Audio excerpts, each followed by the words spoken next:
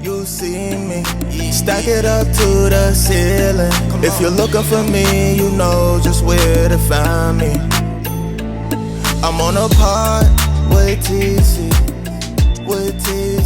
Oh, I'm on a pod with TC. That freedom also comes in working with the government. If we had a business where we were dependent on people, a B2C business to consumer, we would have to do what those people want. We would have to, we would be, beholden to them. Right. And working with the government, it's not about feelings. It's not about what you said. Right. It's like, are you licensed properly? Right. Do you have the proper training in place?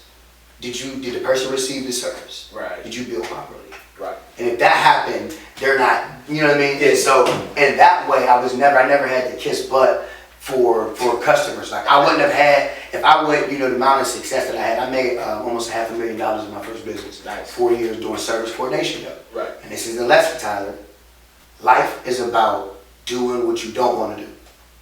Your ability to do what you don't want to do is what's going to set you apart. Right. Because I wasn't sure about that business. Right. It wasn't what I wanted to do. I kind of wanted to be more so like in Bernard's lane, like kind of like, you know what I mean, like have like a Black Angie's List type of website, like network. You know what I mean, doing marketing for, you know what I mean, doing commercials and editing and stuff like that for people. I'm glad that I didn't go that route because I'd have been chasing checks, you know what I mean, chasing, you know what I mean, people around for a long time, and probably would have had to leave Pittsburgh to feel like I found that success, you know what I mean, and not coming up that route, because a lot of people do that, whether they, Pittsburgh is huge and nonprofits are huge here in Pittsburgh, so just whether you sat on somebody's board or you were in somebody's program or cohort, you know what I mean, like that, you know what I mean, like that's how I met Cardell Collins, and we'll talk about that and how you're in, you know what I mean, like all of that stuff comes together, it all weaves back together, and I'm just having that presence of mind, speaking of mindset,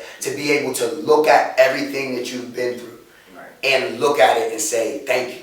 Right. Like, oh, all of it makes sense. This is why it was so hard.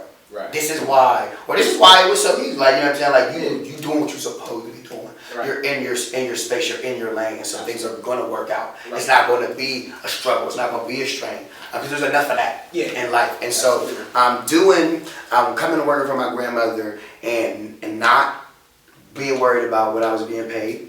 My first couple of years allowed me to gain experience. Yep.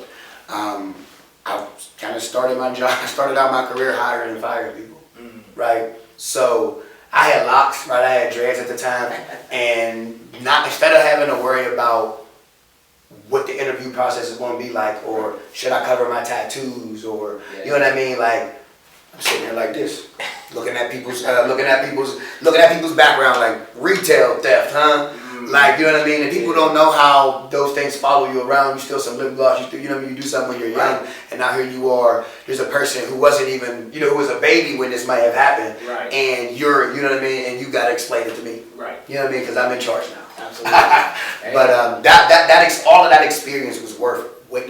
No amount of money could amount to that, because then I started my own business. And when I was going through it, it felt like forever. It felt like I was there for years and didn't start. But I actually I got my license for my business in December of 2014. Okay. And I came in May of 2013. Wow. So I really worked like a year and a half, and was like, I had learned enough. So much, but I also had the education to be able to be a service coordinator. Gotcha. Especially a social worker that you gotta have. You don't have to have like a LSW or anything like that, but you have to have that. You have to have that level of education, and have obtained it. And so, doing that and not wanting to do it changed my life. Gotcha. And it changed the dynamic of me and my grandmother's relationship, because she's giving jobs to so many. I mean, like when you talk about in the community, like the people that work out in the field, you can't count how many, because it's been 20 years. 50, 7,500 people a year, people come and go, you know what I'm saying? Like that's how many people might be on the roster the whole year. But people might work for 2 weeks, might get one client, you know what I mean? So many different lives have been touched and impacted by the business. But just so in-house, right? There's a finite amount of people that worked in the office under her for that year. If you look at those organizational charts for the last 20 5 years, we'll say 25 years under this same EIN, and she started in '97 with one of our cousins who's no longer doing her business. So many of my family members are in that business. We always say everybody and their mama got a home health care agency, a podcast, and now a bar. You know what I mean? Like everybody got a bar now too. Right. I'm excited about seeing some diversity. We'll talk about that. We talk about it at Wealth Wednesday, seeing diversity, seeing people spread out into different industries. Right. I can't remember, shout out to Dealmate and Jordan Herbert, but I can't remember beyond them the last time somebody came to talk to me about their business. Right. And it was technology based. I can't think of We need people every day. Right. A lot of them are entrepreneurs. Right. That's good. And that's a lane we need to tap into, but nobody's. Come on, like we're gonna get left behind. Absolutely. Still trying to cut grass and paint. Right. And they're gonna have machines doing all that. And really we don't realize we're saturating one industry. So now it's a race to the bottom. Right. And then that's where that competitive nature comes in. No, that's why I can't help you. Yeah. Like it's not that I don't want to help you. Yeah. It's that you know what I mean? I gotta eat, and they say, and people say that there's enough money out here. There is in the world. Yes.